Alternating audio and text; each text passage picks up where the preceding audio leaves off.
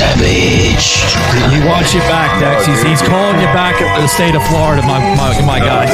Yeah, the sanity's coming back this way, and it's safer for kids. I got 3 kids in school. Real talk, no filter on Savaged Unfiltered. Savaged. Alrighty, guys, welcome to the show. Welcome to Savaged Unfiltered. I'm your host, Savage here, and joining us here again, guys, is Mark Alsip. He was on for part 1 here on the program, on the podcast here, and we're going to bring him on for part 2. In part 1, we kind of shared some of his story of how he was basically indoctrinated, I guess, at the age of 6 from members of the church there, and I guess other surrounding members there. And we learned that he broke free of that through science. And I want to learn more about that. I also want to touch a little bit more on the heartbeat, because we got into the heartbeat with frequency levels and through Mark's observation. Excuse me, get the words right, shaky.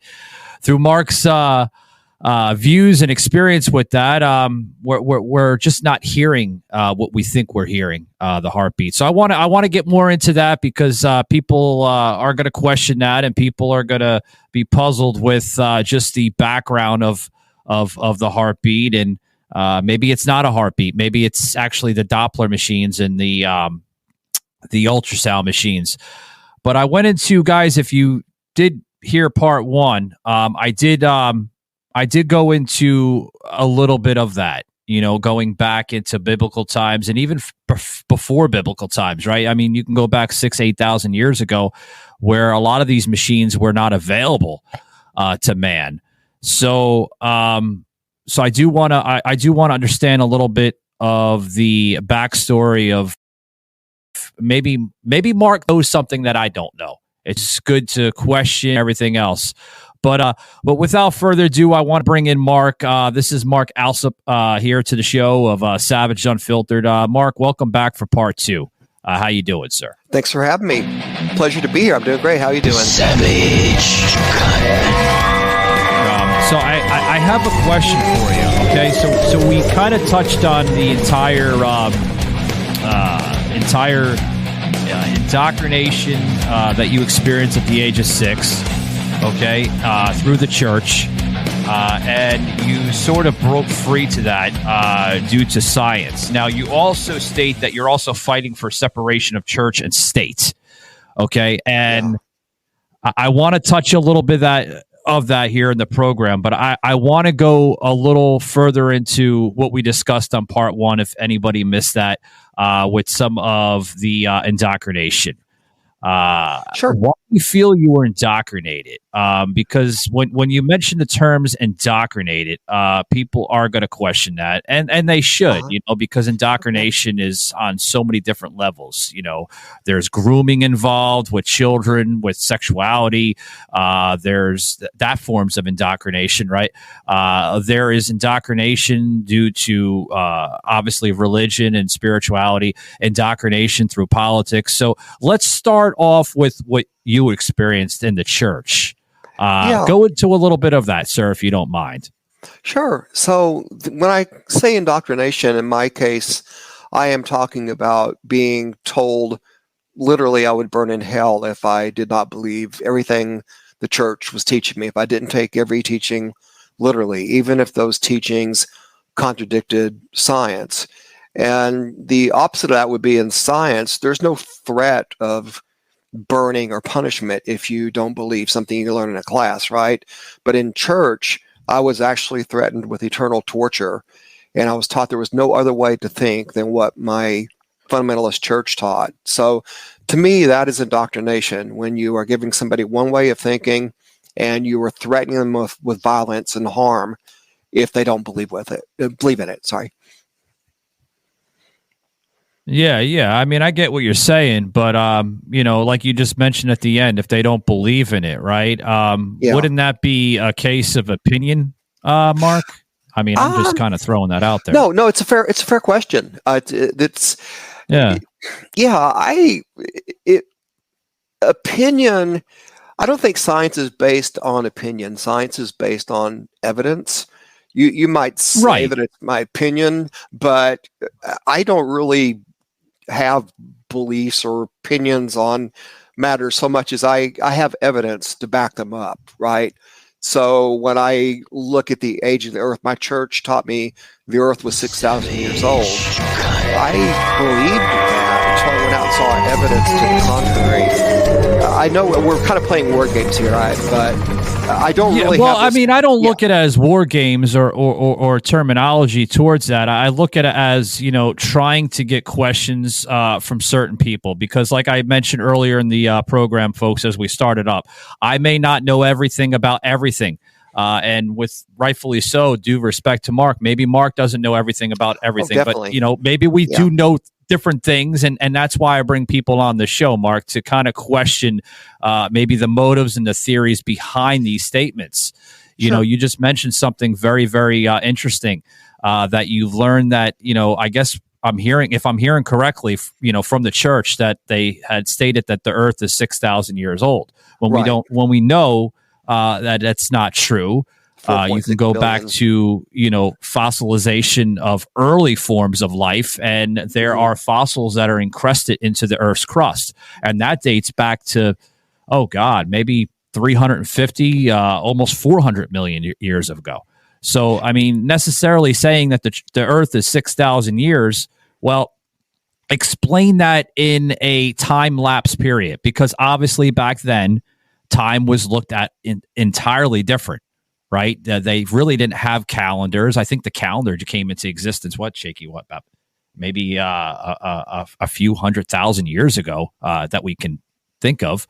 But you have to understand that time lapse has been presented a lot differently, right? With the 12 months of the year, 365 days a year. So when you say 6,000 years, maybe they were looking at that as a different time lapse. You know what I mean, Mark? These are actually modern people that today that are saying 6,000 years old. It's not ancient people. The Bible doesn't really make any claim about how old the Earth is. I don't know if any scripture really does, but these are, to be clear, these are modern day people currently, like you and me, just an hour away from here at the Ark Encounter, who in Kentucky, who are saying the Earth is 6,000 years old based on no evidence other than genealogies in the Book of Genesis. That's Adam living 800 years, which is impossible, 800 or 900. So these are modern people. These aren't people from a long time ago who didn't know how to keep time. These are folks from today. Yeah. So when you feel and you use the terms indoctrinated, okay, you feel that by that pastor saying that, if you do not support this type of theory, or you do not support the message of God and message of church, you're going to be condemned to hell. That to you, sir, that's forms of indoctrination. I mean, I want to throw that out there because I'm trying to get your understanding of the word indoctrination in that aspect. So one way to do that would be if I told you had to believe the Earth was 6,000 years old, and I threatened you with hell if you didn't believe me. And this is what I would tell you every Sunday for. I was in that church for well over a decade. Every Sunday, you're hearing, you must believe this way, or you're going to burn forever. I mean, there could be other ways to look at indoctrination, but that to me would clearly be one of them. Yeah. I mean, I see what you're saying. Everyone sees indoctrination a little differently than most. People will look at that, those statements we're saying on the show, messages that we're presenting as sometimes opinion based. And I mean, to an extent, I will give them tolerance and acceptance to that, in some form of another. But again, everyone comes from different types of backgrounds. Everyone comes from different types of walks of life, right? So indoctrination is looked at a lot differently. I just wanted to state that. But I want to move towards a little bit more into the church. Now, when they mentioned 6,000 years, what was your what was your view on that? Well, Because as a you kind young of went into that a little bit. Yeah. Yeah, as a young child, you don't know any differently, right? I mean, these are authority figures. These are Sure. your elders who are telling you this, so you just take it to be true. And if you don't hear any other opinion, you will always believe that's true. But eventually, I started hearing other opinions as I started taking science classes, and those opinions were things I could go out and look at evidence myself and see, were they true or not, or was there some foundation of truth there? And with the church, it was basically just them telling me, right, that was it. This is Yeah. this is the truth. You're not allowed to not believe this. Oh, you're not allowed to believe it. That's what they said? Like they You're literally not- went up to you and said, you're not allowed to believe this? That I'm not allowed to believe the Earth is older than 6,000 years old. That is correct. Yeah, when I walked in and said the Earth was 4.6 billion years old, they no, you can't do that. Satan is talking to you. And if you look up Ken Ham and the Ark Encounter in Kentucky, Answers in Genesis, this is basically what they're teaching right now. They've toned down the hell rhetoric a little bit. They've got merry-go-rounds and zip lines and petting zoos and everything. But if you actually go visit one of these attractions, it's very clear. The first exhibit when you step off the ark, Michael, telling you Savage that the earth on wasn't destroyed in the flood, Spotify. then he can convince you the whole Bible is false. And as you leaving, there's another exhibit that tells you the consequences for not believing, right? For the consequences if you don't believe every word of the Bible is literally true. I mean, I guess I'm hearing a little bit of this, but I want to bring this into play here because I don't know what church said this to you. I mean, it's not like I don't believe you, but I'm listening to the story here, and I'm not a church guy. I'm a spiritual guy. I just don't believe in practice religion, and that's my own personal opinion on that, and I'm entitled to have that. That's what we call this America, right? I'm expressed free speech to express it, right? But again, I don't know what church this was, and you don't have to dox the church if you don't want to. But what about if the Earth is not what they're saying it is, okay, and there's no claim to that? What about if we brought this into existence with dinosaurs? So dinosaurs, with modern scientists, have basically claimed that they are about they range from like 65 million to about 350 million years. There's different periods of existence of different types of dinosaurs, and they range from that age gap from 65 million to about 350 million. So there's a huge gap in between them. Okay, so if the Earth is 6,000 years old,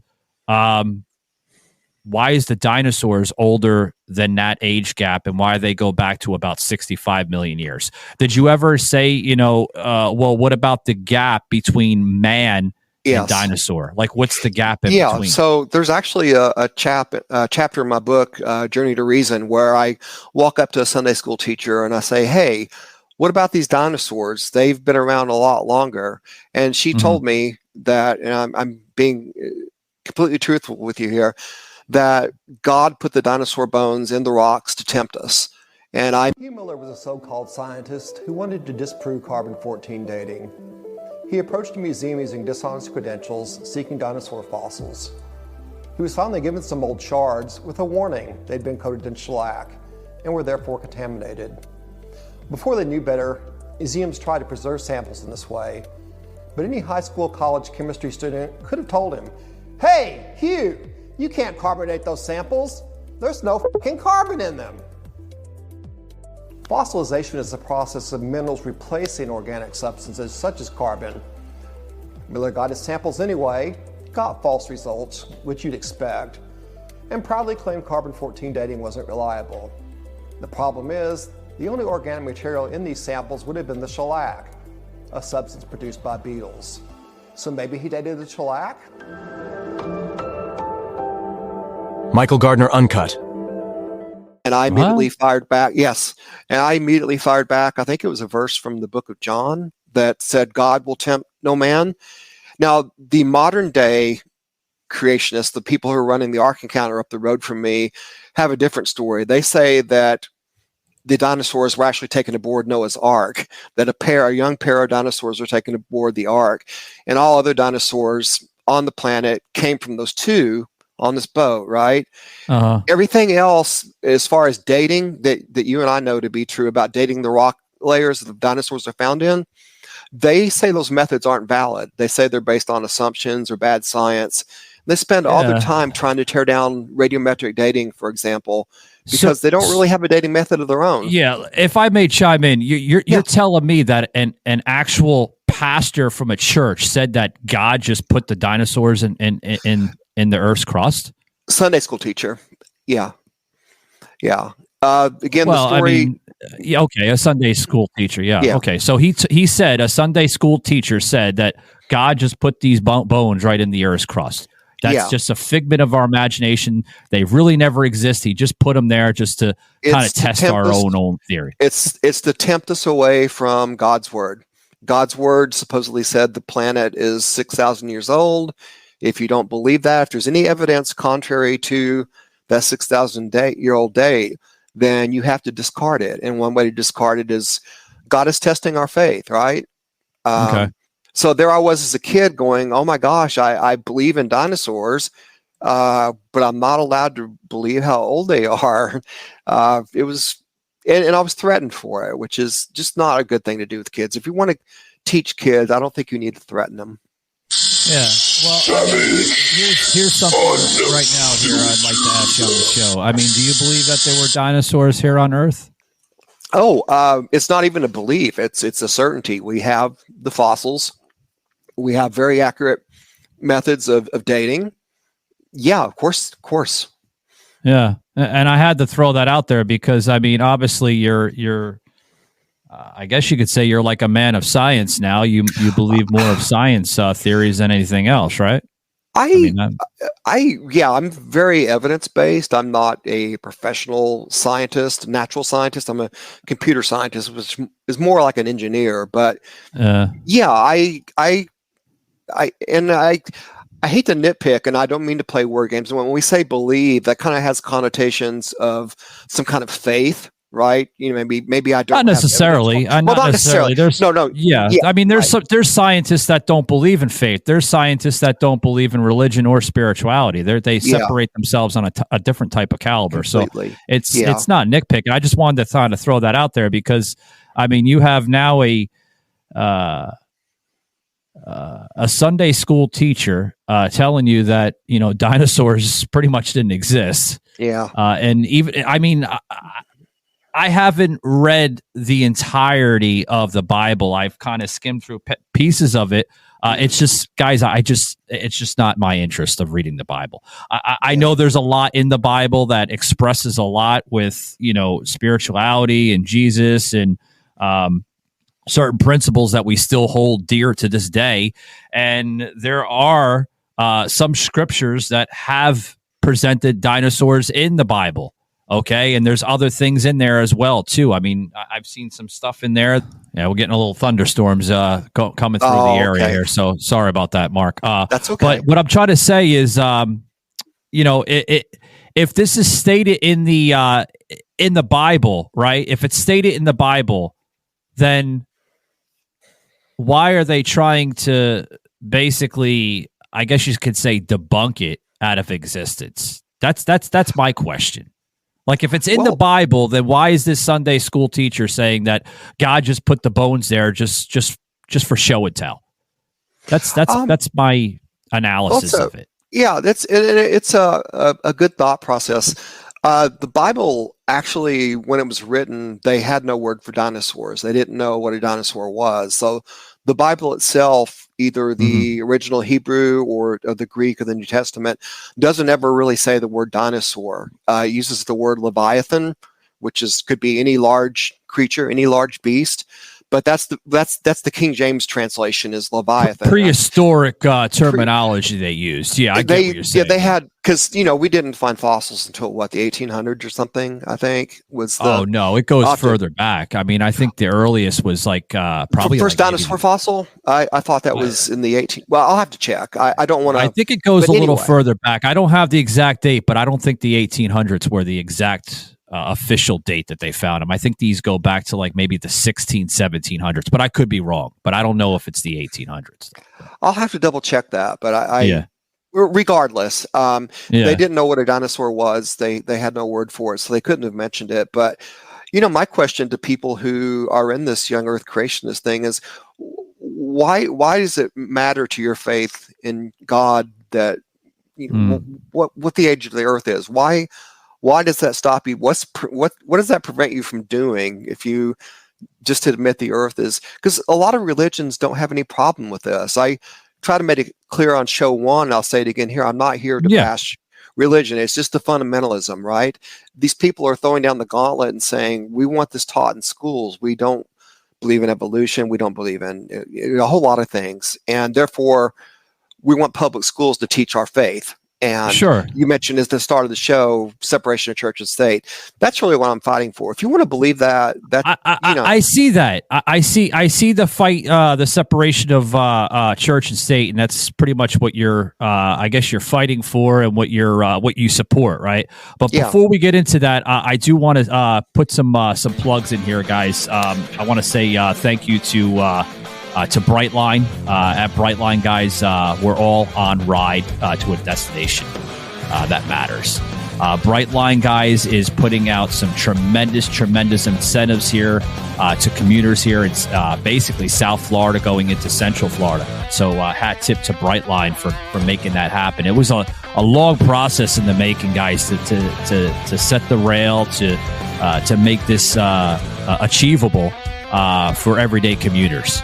Because there's a lot of commuters that rely on this train now from Orlando down to Miami. So, and you're gonna see a lot more destinations that are being popped up. I noticed Shaky, about maybe 3 stations right now just in Central Florida that is in construction. With the station platforms, the kiosks, the facilities and everything else. And I'm being told right now through negotiation with the state of Florida that Brightline will extend its rails towards Tampa Bay and as well as Jacksonville, Florida. So can't wait for that to happen. Also want to say thank you to another great sponsor here, Progressive Insurance. That's right, guys. Better insurance starts here. Are now recommending this insurance. I have it now. Dropped the entire Allstate insurance with Allstate, and I'm now with Progressive. So thank you very much, Progressive Insurance. Scan these QR codes that we just put up on the program here, and support them because they're putting out amazing service. Both Progressive and Brightline Rail. So back to the show. Mark, I want to touch a little bit of what you just mentioned here. I'm sorry, I wanted to get into a little bit of the dinosaurs and stuff like that you were explained here through that Sunday school teacher. And that's kind of odd. People are saying that even in church that, dinosaurs weren't, they didn't exist. God put them there in the Earth's crust. I find that kind of a little odd and silly because they're fossils. They're real fossils. They're not fake fossils. They're not little plastic bones. Yeah. Yeah. But, today but I wanted the story is they're putting them on the ark now instead of in the. Today the story is there were 2 dinosaurs on Noah's Ark. So is that right? Earth creationist. Yeah, that's today's story. So what I learned or was taught the thing in the Temptation maybe 40 years ago. But yeah, the current story now is they were on the ark. Sorry to interrupt you. Go ahead. Oh, okay. Yeah. No, you're good. You're good. But what I was trying to say is I want to let's touch a little bit more with this separation from church and state. Why do you feel that's an important topic or discussion that we need to bring up here, not only on this program of this podcast, but to the entire nation, because it does catch a lot of attention. mainly on the right and the left. And some people on the right are very aggravated with that. Some leftists are supporting it. Some libertarians Michael are Gardner, on board with that. uncut, Where do you raw, stand on this? and savaged. Well, I am very much of the opinion that we need church and state separated because there are so many religions. I think there are around 3,000 or so. And if we're going to teach religion in school, if we're going to make religion part of our government, which of those religions do we pick? I think a lot of the right-wing people in the United States today would be very upset if we became a religious nation. Let me jump right into this because the Bible has a long history in our public schools. In fact, one of the first laws in our country was the Old Satan Deluder Act, which was passed back in 1647 in Massachusetts to essentially make sure kids knew the Bible. In fact, it required cities of more than 50 people to have schools to teach the Bible because the need for biblical literacy. And that's been catching on. In fact, I did it in the legislature in Louisiana. I got the Bible as literature into the schools. You really can't understand American history without having some working concept of the Bible. Nation, and that religion happened to be Islam or Buddhism, right? I mean, when they talk about having religion and the government together, so I'm trying to form my thoughts. They're talking about one religion. They're talking about their fundamentalist Christianity is what they're talking about. So I think it's important that we all be allowed to practice what we want to believe in, but we shouldn't be forcing that on other people through laws. That's really my objection is I don't want to force my beliefs on you through the laws, and you shouldn't force your beliefs on me. So that's why we should keep them separate. But aren't we already seeing that, Mark, with the force of different communities and different types of movements forced upon others that don't want to support it? I mean, that's just my personal opinion. I mean, I can go into other communities, but I think you understand what I mean by that. And I do applaud you by saying, you know, you're not here to force your religion or your beliefs onto others. But let's talk about, you know, others, right? Because we see others in this nation that are forcing their movement and some of their background onto others, you know, namely the LGBTQ. Now, I'm not against LGBTQ. What you do in your personal life or in the bedroom is your choice, okay? But what I am about is when they peddle it onto our nation, because I find that very disturbing, Mark. Yes, I do. And I respect the fact that, you know, your opinion on that. When I look at the LGBTQ community, what I see are people who have been marginalized and oppressed, who are coming forward and saying, wait a minute, we're equal to you. That's, you know, my experience with friends and family who are gay or transgender or, you know, so I don't feel like they're trying to force that on me, but what they're asking of me is to accept them just like they accept the straight people, right? And just let them live, because we're passing laws right now against people. I think there were 400 something laws that were passed in the last year, anti-LGBTQ laws. I mean, goodness, you can dress up for Halloween. A man could dress up as a woman and be arrested in some places. I'm not exaggerating.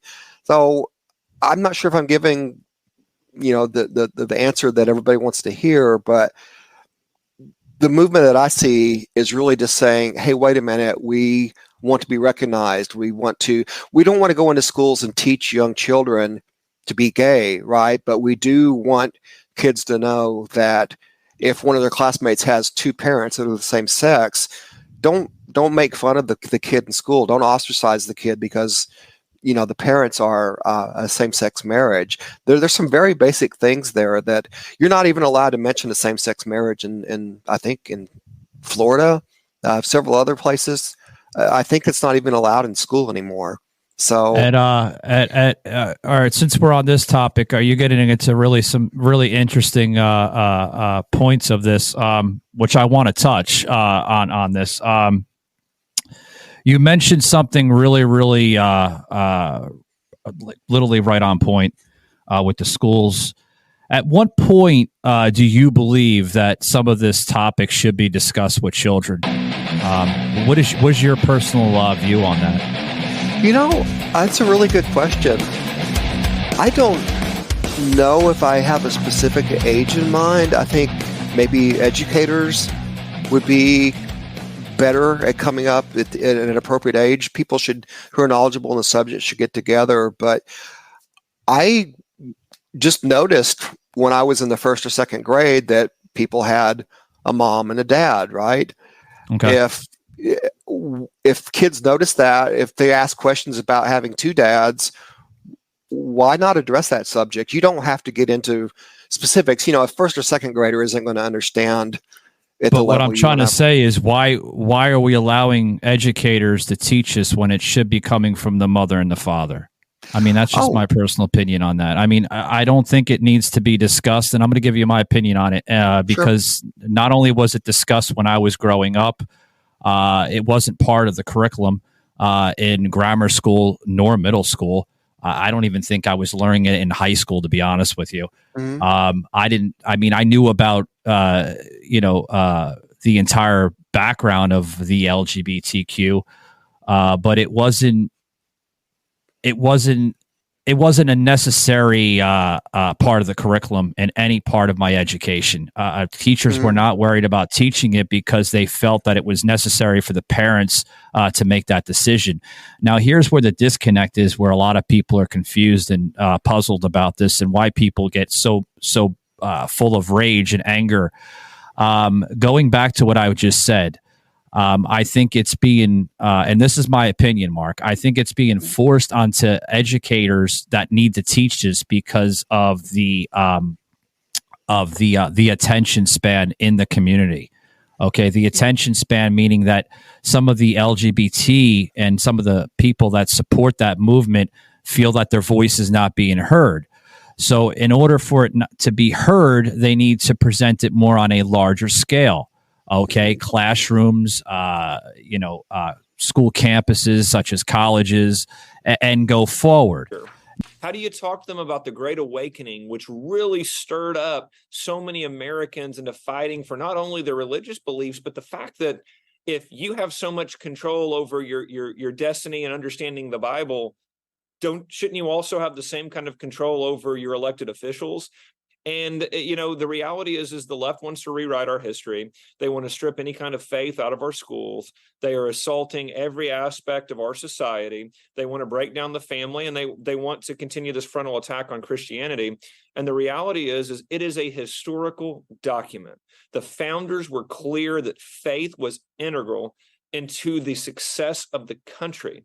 And they need to understand that, because, again, if we're going to keep having America be the greatest country in the history of the world, if we're going to get back on the right track and ensure that this ideology, because we've got to get this radical left-wing ideology out of our schools, but then the other thing we have to do is ensure that we have the proper academics and understanding of our history and what created America to be so exceptional into our schools, so that our young people can not only continue America being the great country it is, but also learn those individual examples that come from understanding our history of, how to make the right choices. So that Savage. Now, here's where the disconnect even comes in even further. When you push that onto children that really have an attention span of a pea, literally, I mean, their brains are like a pea. They only can understand so much, and the information comes in at a very, very small little rate compared to a human being at the age of 26. Now, why did I use the age of 26?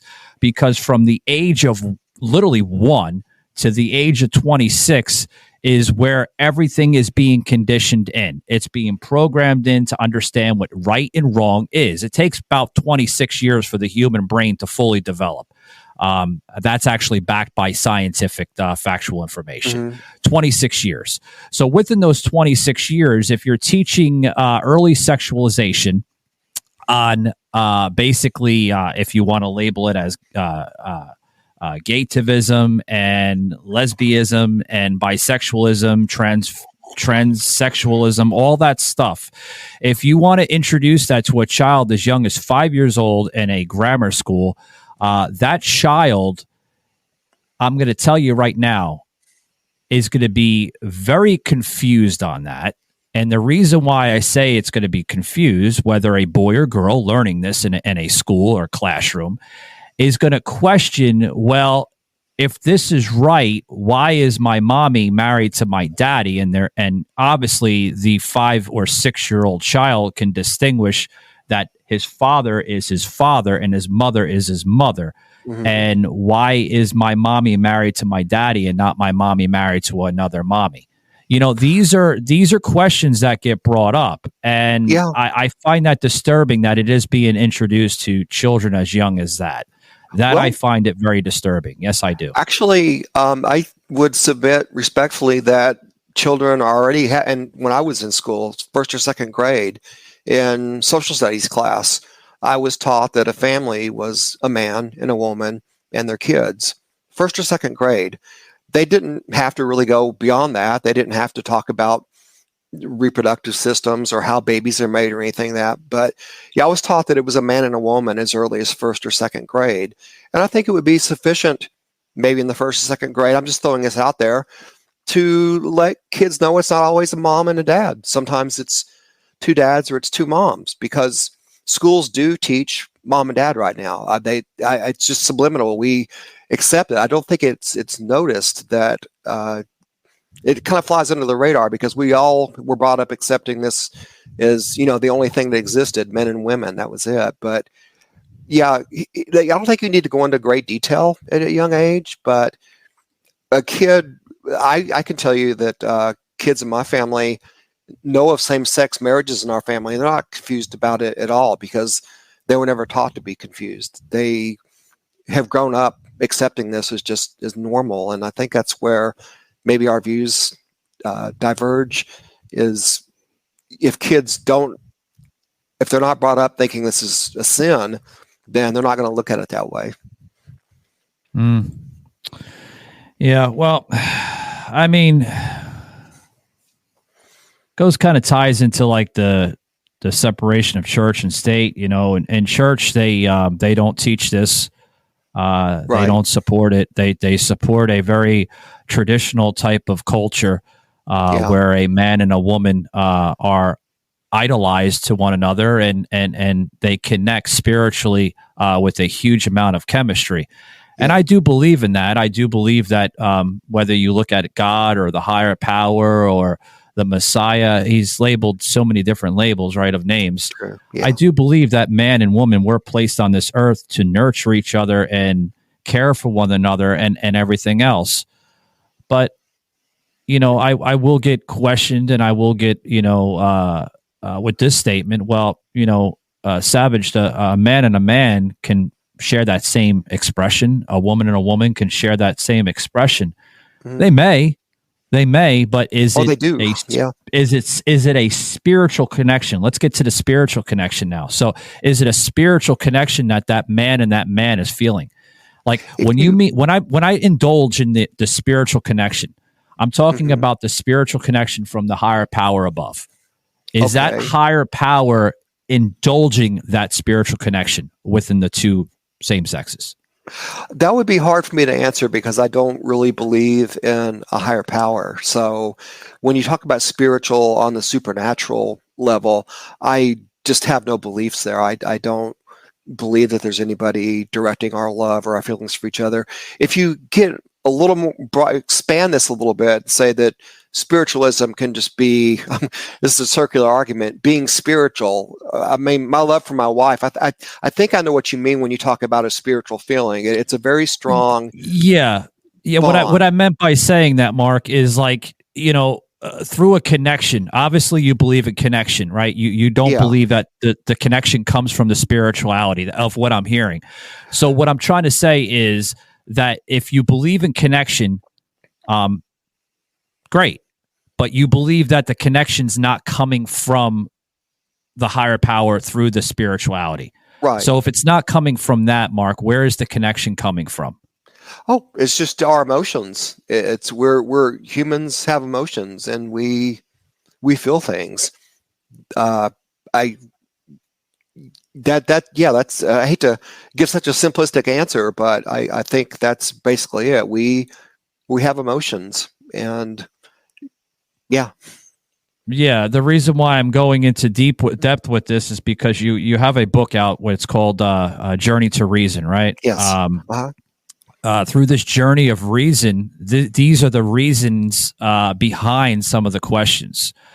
Because when they go into your book or they go into any other book that's similar to your book, they're going to question you about this. Absolutely.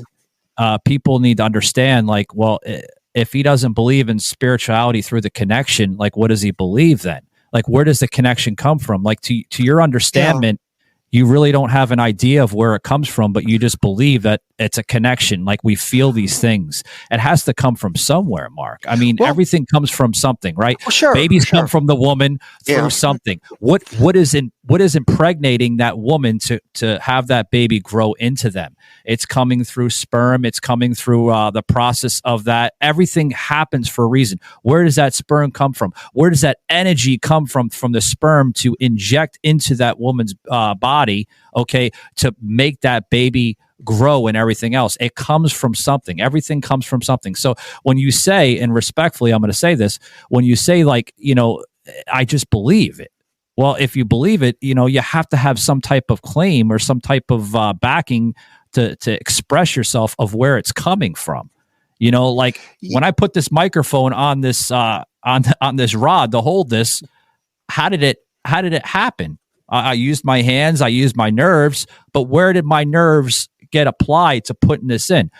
I'm a free speaker. I'm a free thinker. I think of these things, and I want to know how the hell I was able to do that.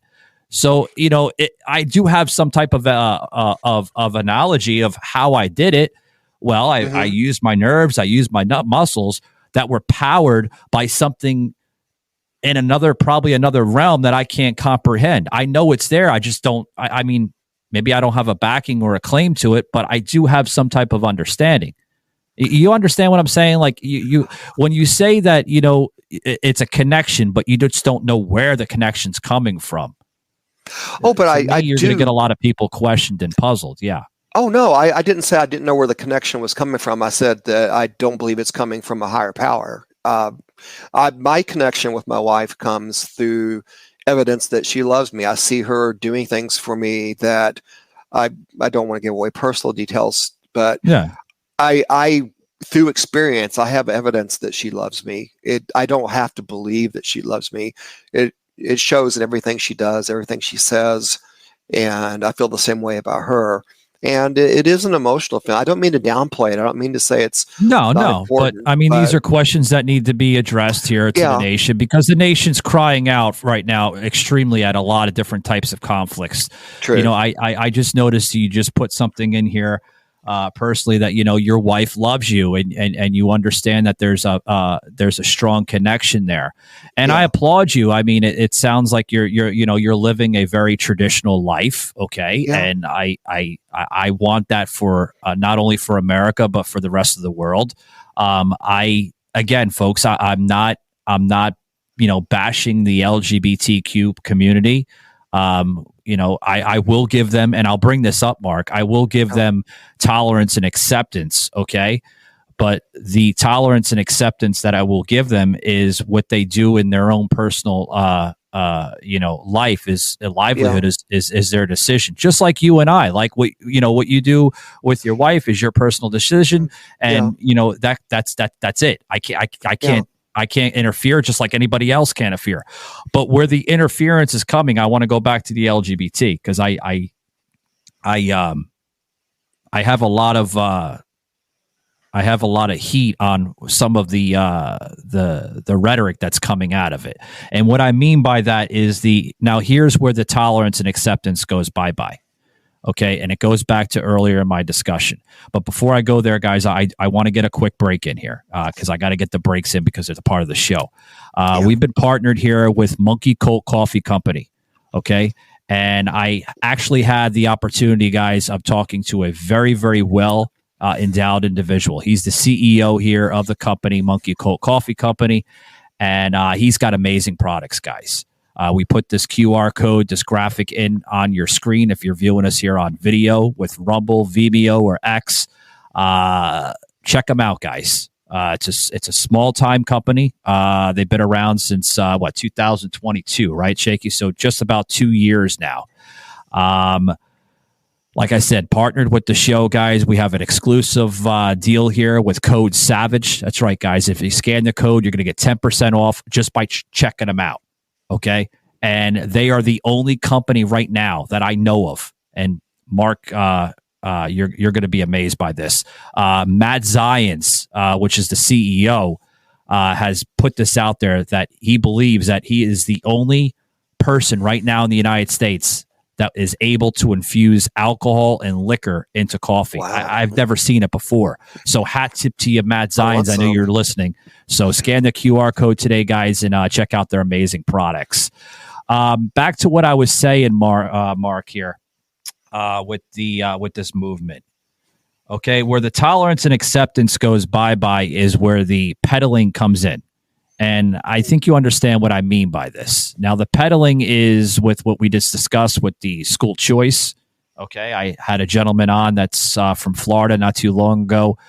He's a libertarian, and he's actually fighting for school choice. He's fighting for some of the stuff that we're discussing here in the program with this, and he's against it. Okay, mm-hmm. And I find that kind of odd, and I don't want to throw in party labels, but I find that kind of odd as a libertarian because usually libertarians are literally the other way around. Usually, not all. Yeah. But he's fighting for school choice, Mark, and I just think that I know I'm talking, but I'm trying to make points here. I think that's that's a little disturbing where they want to bring it into the school. I think it has a lot to do with, the parents and the parents' decision, not the educators. And that's where you're getting the separation from the education to home. Well, the question I would ask then is it okay for the school to teach that a mother and father are a natural thing, or that a mother and father make up a family? Is that okay? Well, that's the thing that I'm against, Mark. I don't think. See, we wouldn't be having this discussion, not just you and I, but just as a national scale. See, we wouldn't be having this discussion if it was never introduced to the school. Just leave it alone. Let the parents decide what they want to teach for their kids. What we should be discussing in school, okay, for kids, is the culture of our nation, how it was founded, and everything else. Because back then, they weren't discussing about LGBTQ, some almost 300 years ago. George Washington was fighting for independence. Yeah, yes, sir. You could be killed for being gay. I mean, there's gay people have been around for thousands and thousands of years. In Greece, in Rome, ancient Greece, ancient Rome, it was perfectly acceptable. And if I could just step back for just a second, go ahead. Yeah. The book that I wrote has like 55 chapters in it, and there's just one chapter on LGBTQ issues.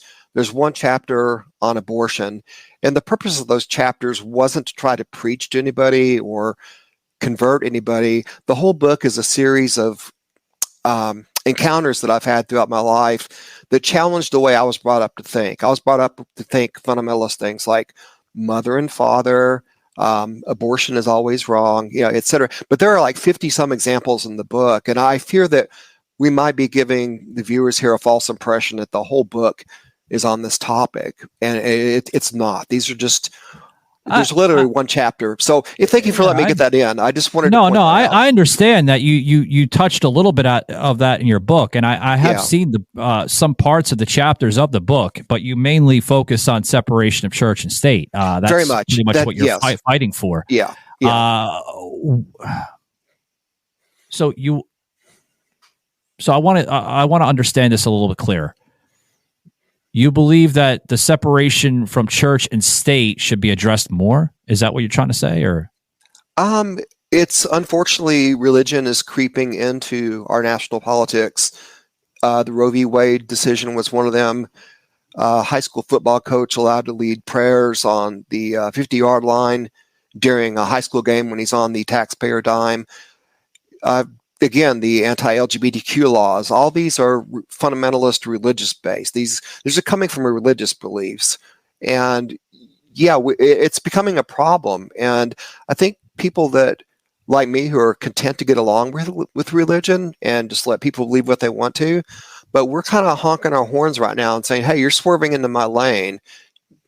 Do your religion at church, at your place of worship, your synagogue, your temple, your mosque. That's the appropriate place for that. It's schools. There are just too many religions. How are you going to teach them all in a school? Right. There are too many religions. How are you and I going to? Go ahead. Sorry. Yeah, but okay, you just made a point. Keep that in the temples and keep that in the churches. Mm-hmm. Sure, I agree on that. Yeah. How about keep the the education to children with same-sex marriages out of schools and leave that for parents to decide? Wouldn't that be okay? Well, my question again would be, I hate answering questions with questions, but is it okay to teach in school that mothers and fathers are what make up a family?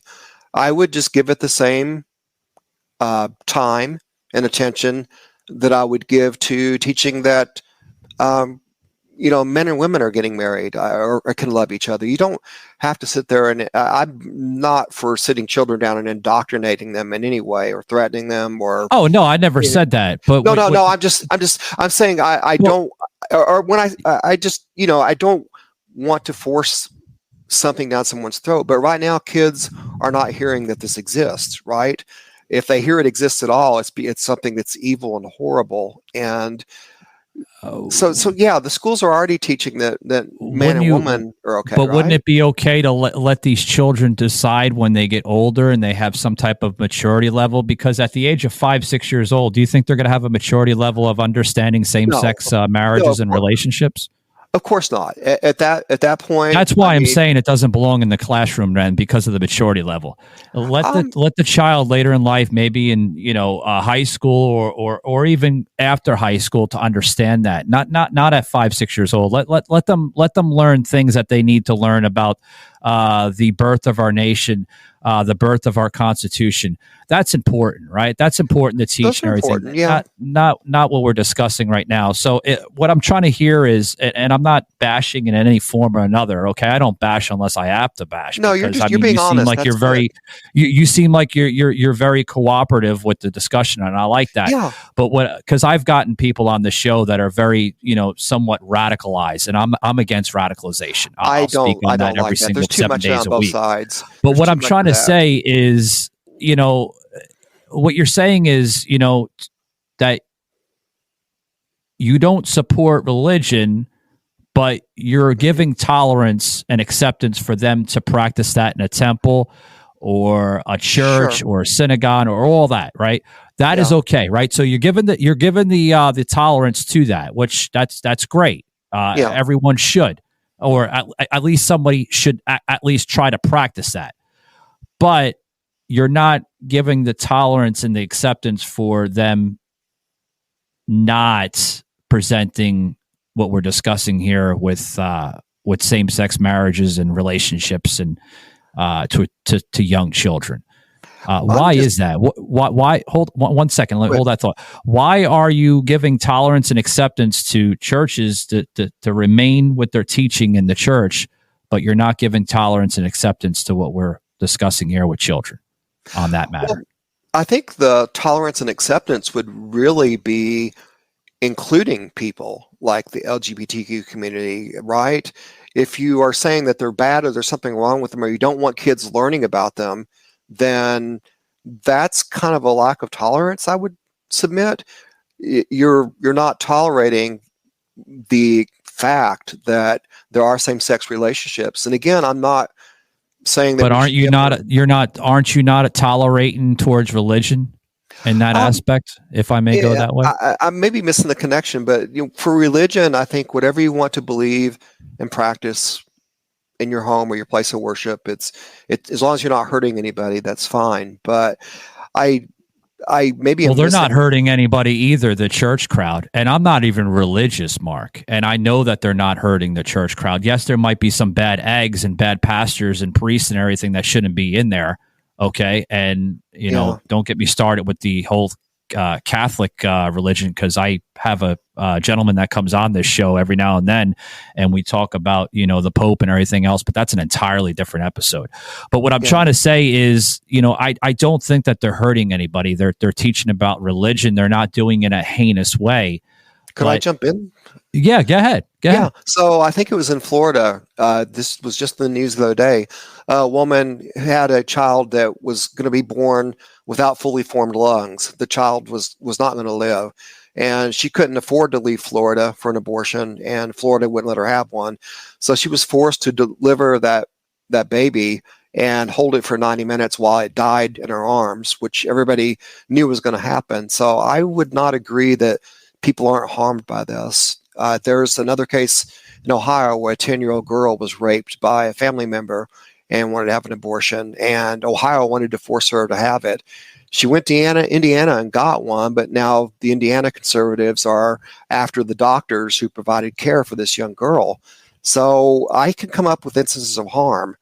They may be easy to overlook, but the abortion bans are religious bans, effectively. So, yeah, just something to think about. I get what you're saying. And that's, I guess it's what is it linked towards church and religion? Are you going that aspect, or? Yeah, I mean, I was a little bit. Yeah, sure. I was taught, because I was 10. There's a chapter in the book, the chapter when I get into abortion, Roe v. Wade, and I was 10 years old when that was passed, and I thought it was horrible that people were killing babies, and I grew up thinking that, all the while suffering from the contradiction that God slayed all the firstborn children of Egypt. He wiped out children and babies in this global flood. So I had this, but I did, I ignored all that bad stuff in the Bible. And I went into my life thinking that, abortion is really horrible.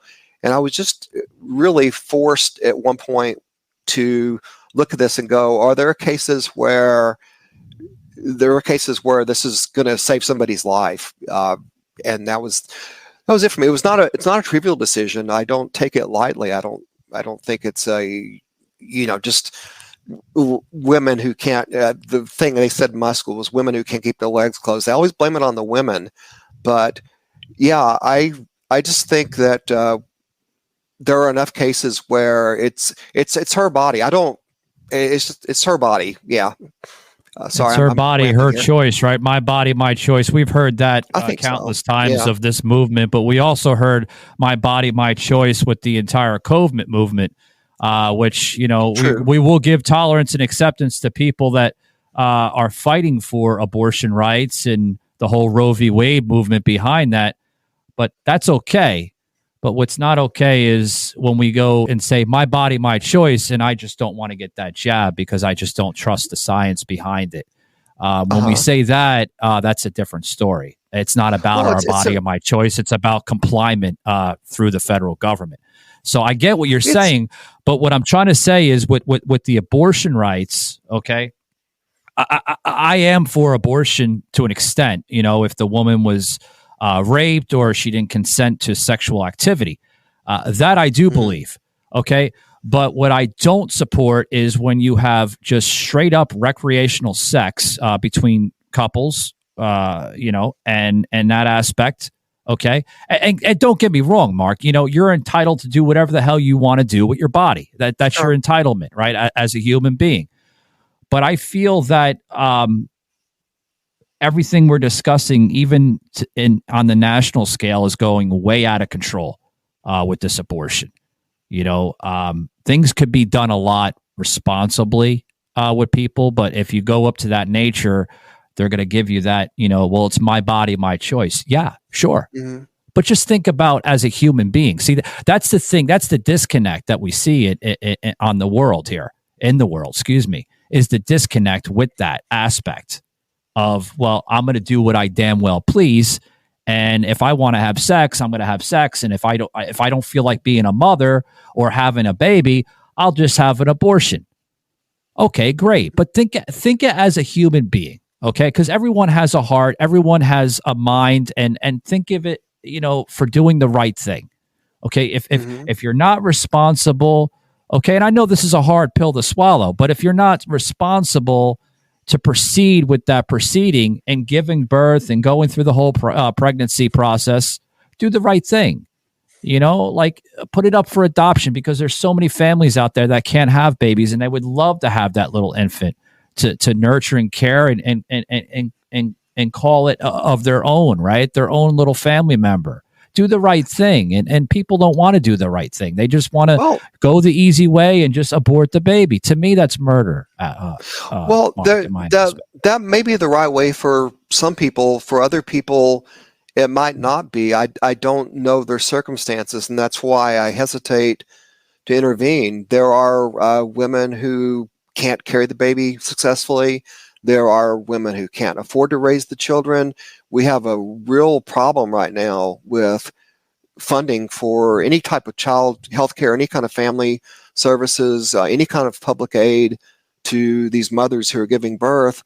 We're cutting all that off. I personally know people who are they're being told they have to go out and work at minimum wage jobs and find home care, in babysitters or daycare for their children, and they just can't afford it. And in Kentucky, unfortunately, once that baby comes down the birth canal, we call not me, but a lot of people call them welfare babies or welfare mothers. And society's not always willing to take care of them, especially if the child might have some birth defects, or possibly it has, I hate to say this, but I will, the wrong color skin. People are really selective. They want that perfect baby that's just right for them. And unfortunately, it doesn't really work that way. And as far as sex, that's just a natural human thing. I'm not a psychiatrist or psychologist, but I talk to people who are, and this is something that humans do. We're sexual creatures. What people do with their bodies as far as sex is completely up to them. I don't think it's really fair to ask somebody, hey, don't have sex unless you're willing to have a baby. We have ways to prevent. I'm for birth control. We could solve a lot of these problems with effective sex education and birth control, but we don't want to teach that in school either for some reason. We don't want to. These kids are becoming sexually active at a very young age, and they have no idea how to prevent a baby. So I think there are ways that we could all agree on.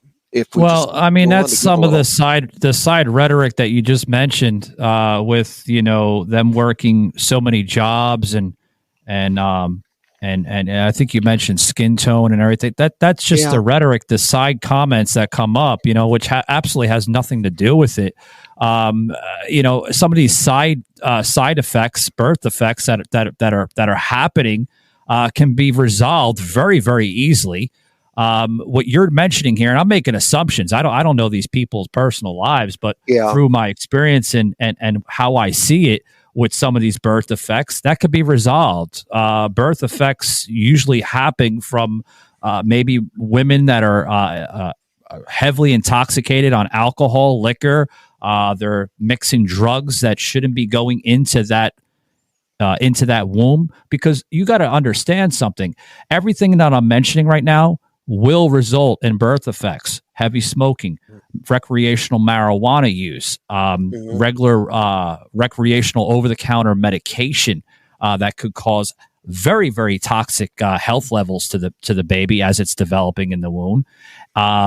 Everything, all that could be resolved by not even partaking into that activity.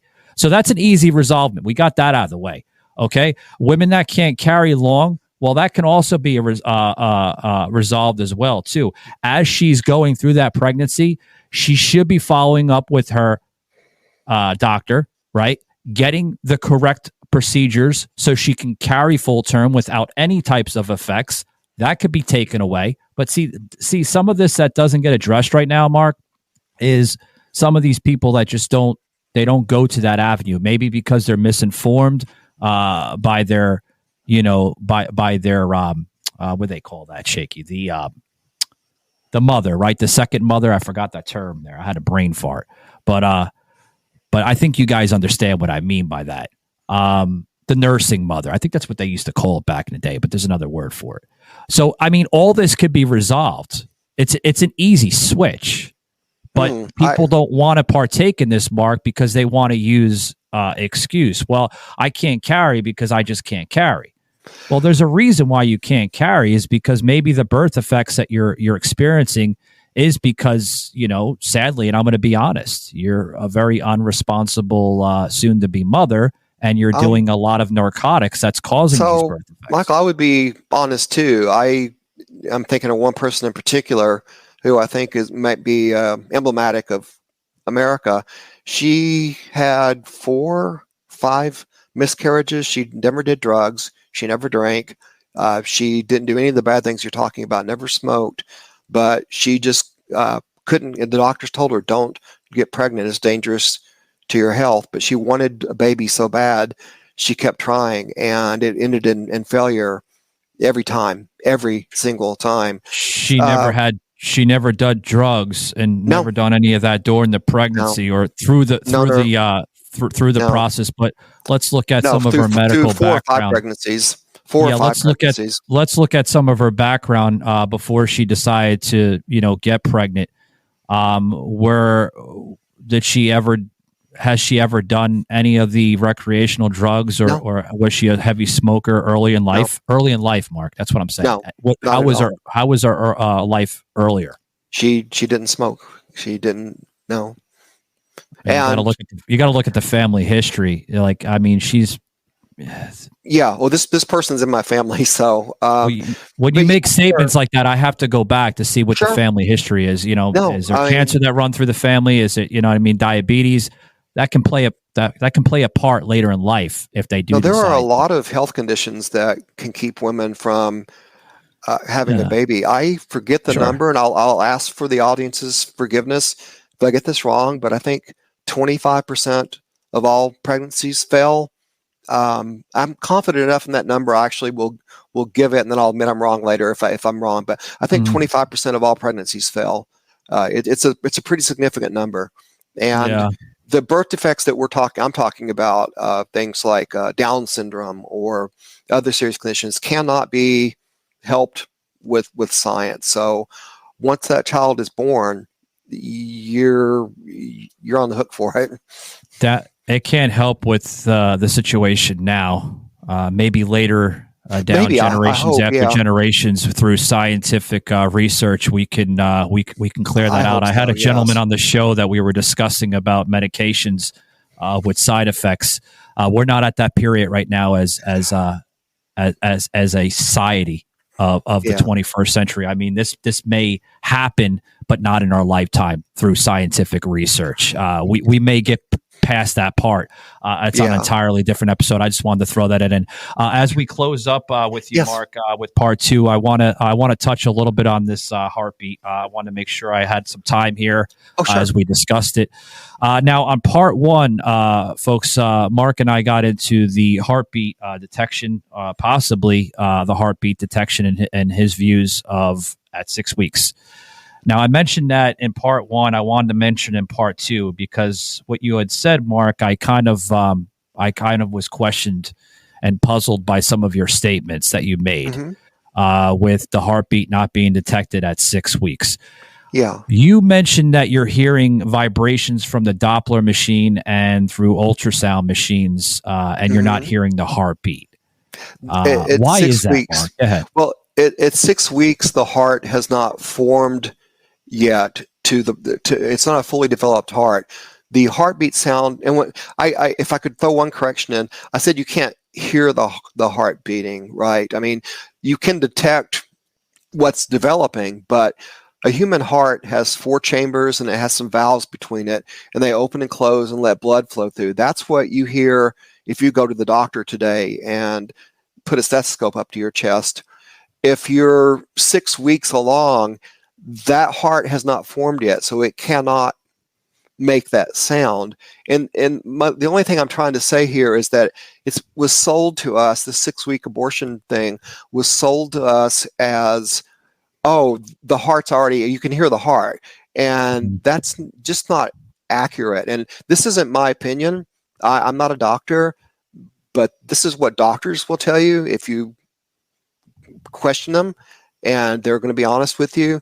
Yeah, at 6 weeks, the machine itself, the Doppler machine, is sending a sound wave into the body, just like a submarine. You've seen World War II movies with the submarines sending out the boom, and they get the echo back.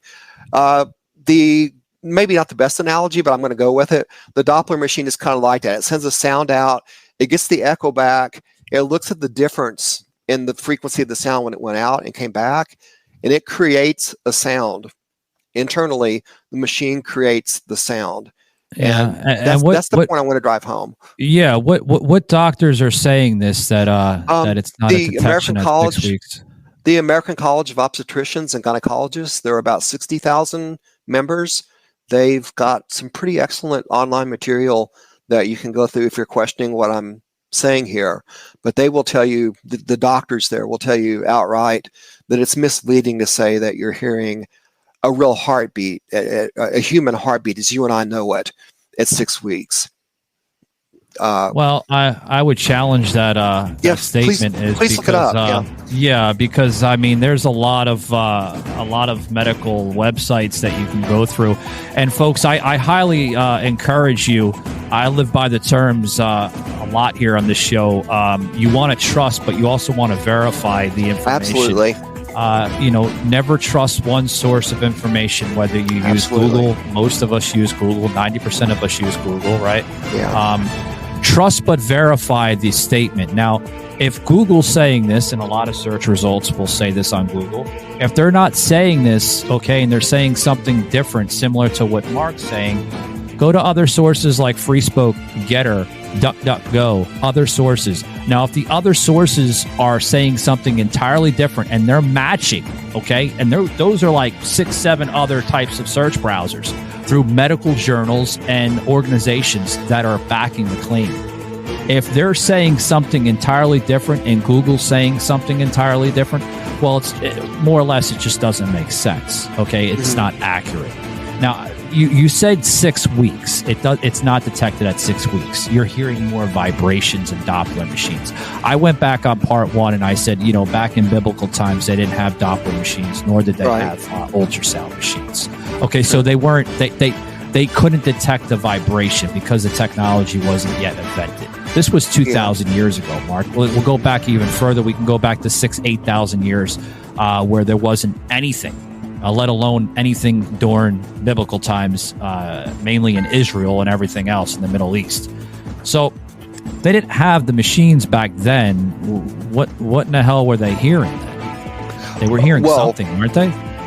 What hearing it when? At 6 weeks? The mother, excuse me, let me rephrase that. The mother would be hearing something coming out of her baby in her belly. She would at 6 weeks? Hearing at any point of that. Right close to 6 weeks. I'm saying, I'm using 6 weeks for an example because usually around 6 weeks is when everything starts coming into play, right? Everything, you can start feeling things start moving and everything else. So obviously back then, she didn't know if she was hearing the heartbeat. She probably was hearing vibrations from the baby itself.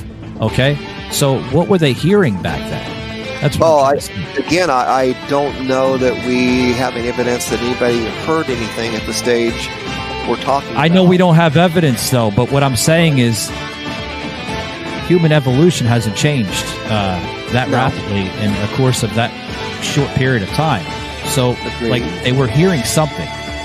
The mother was hearing something in her belly. She was feeling it. That's what I meant to say, right, Shaky? Yes, I put the correction in my words sometimes. she was hearing the vibrations in her belly. Okay, those vibrations could have been a heartbeat. They could have been hands and arms moving. It could have been possibly an organ developing. Okay, she was hearing the vibrations. Okay, but fast forward now 2,000 years later, that mother, okay, is hearing the same type of vibrations then. I guess I still have the question. You're mentioning machines that's being confused for some of the detection here. Yeah, because there's this emotional argument that at that point you have this whole little person inside you with a fully formed heart and everything, and that's the point I want to make, as there's kind of a tug on emotions, a little bit misleading there. But I still would have to question, or I would love to. I'm not saying you're absolutely wrong. I'm just that you encourage your listeners to investigate and learn.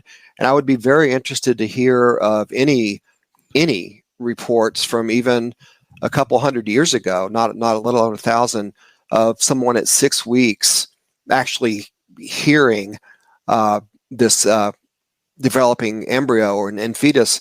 It's an embryo at 6 weeks. I've never heard that. I've never encountered it because I don't think it's really happening that early. I'm willing to be proven wrong.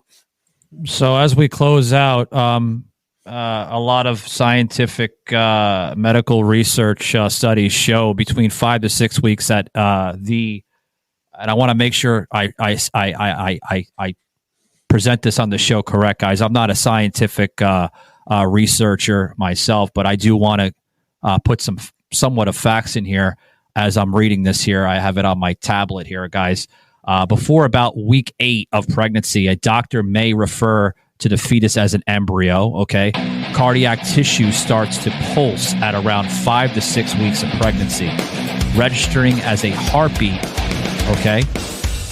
Though the heart has, it's not fully developed yet, but it's starting to come into play. 1 second, Mark. I see you chiming in, but I got to put that into play there, okay? It's starting to develop, okay? You're hearing pulses from early growth of that developed heart. So around 5 to 6 weeks is when it starts coming in. You're hearing the heart. It's not fully developed just yet, but you're hearing the early forms of the heart in the baby. The baby is starting to create a pulse behind that. So that's coming from a lot of different types of medical journals. Right. Around 5 to 6 weeks. Now, if they're saying between 5 to 6 weeks is when the heart starts to fully develop, and you're telling me that's not true or not necessarily accurate, in your own analysis of how you see it, Mark, as we close it up, when does that pulse start to happen?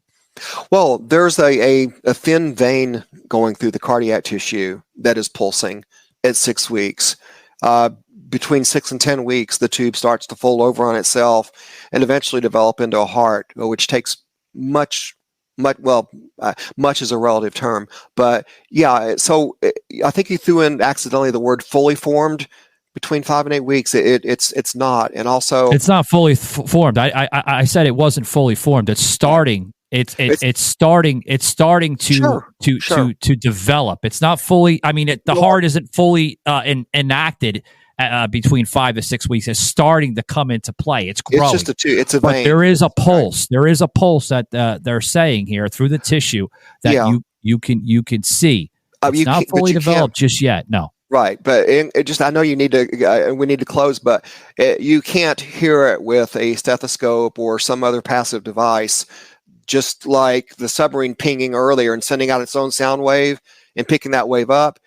If the submarine doesn't send out that sound wave, you just go put your ear up to the side of the submarine wall, you're not going to hear that big rock wall coming at you. Same thing with an ultrasound. If you don't project that sound into the body and pick it up when it's reflected back, you're not really hearing it. You're hearing an artificial representation, and that's the point I'm just trying to make. Yeah, I would challenge on that because that's a pulse, my friend. That's not a Doppler machine. That's not vibrations of a machine. Yes, I mean, there are vibrations coming from the machine as it's working. It's sending the sound out, and they actually have instruction manuals online that explain how these machines work. You can actually look up the medical manufacturer, and they will tell you that no, you're not hearing a sound. You're hearing a sound coming from the Doppler machine. Unplug the power, take the batteries out, it doesn't work. Yeah, but I mean, so in your aspect, when does the pulse actually happen? I have to ask that question. It is at 6 weeks. There is what you're calling a pulse. There is a little vein there that's throbbing. That's the pulse they're talking about. And I would encourage people not to take my word for this. You can find reputable sources that will tell you that you'll find diagrams in medical textbooks. So you are saying it's a pulse, but back in part one, you were telling me that it's not the actual heartbeat that's making the pulse. It's not a full. When you say a heartbeat, okay, it's developing. I get it. I'll give you that, but it's developing. It's not a full heart just yet. But as it's developing, obviously, folks, I mean, the baby's developing in the mother as it's going through the process. Yeah, of course, it's common sense. But it's not a full, just healthy heart just yet. But it is giving a beat that detects as a heartbeat. It's a pulse. So if you're agreeing that yes, it is a pulse, Savage, but it's not coming from a heart, where the hell is it coming from? I'm being very literal here. It's coming I'm from... trying to understand what you're saying. Yeah, I'm sorry. I think clarity is really important here in saying exactly what's happening. There is a small vein, that they call it a heart tube, that's pulsing. You can't hear it unless you use an artificial means. It just hasn't developed far enough yet, okay? At 6 weeks, it hasn't developed well enough to make a sound that you can pick up with what you and I associate with a heartbeat, with the stethoscope, excuse me. Right. That's I'm trying to be very clear. So you're trying to tell me that the stethoscope, I can't even say it myself, is pretty much manipulating that sound?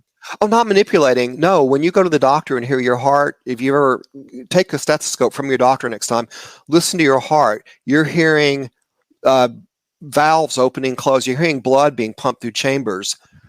That exists in you and I because we're fully formed. I'd love to if you have some insights with some of these doctors that you had seen or maybe you had spoken to. I'd love to have them on the show so I can get a little bit more of a clarification with this, because I mean this is important. I mean, it is important. Like if they know something that I don't know.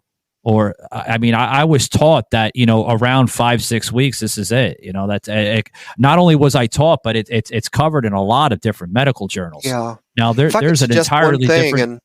There's an entirely different medical journal, Mark, that basically you're saying that it's just not accurate. So I'd love to talk to some of these doctors that. I mean, do you know them personally, or is this doctor? My instructors when I was a pre-med student, but I would try. Because you're well known, you've got a good show. See if you can get somebody from ACOG, American College of Obstetricians and Gynecologists, on the show, because they're the ones who could really talk about this. I'm not here to give medical advice or present myself as authority. I'm telling you what, like ACOG would tell you. So if you could get somebody from them on your show, they could explain this probably with a little more authority than me. But yeah. Well, we're going to wrap it up, guys. I want to thank Mark Alsip for coming on. Got into a lot of different types of topics. Sometimes some of it was a little tense, some of it was heated. I just have a passion, guys, on I believe what American values and traditions should be. And some people don't see it like that, and I mean, maybe that's their opinion, And I don't think these are facts, Mark. These are opinions. You're entitled to have your opinion on what your views should be, and with education and science and religion, and that's your opinion. Not necessarily mean that they're right opinions, and they should be benefiting America. It's opinion. That's what we need to get back in this country. Is that most of what we discuss is opinion, not necessarily meaning that it's right or wrong.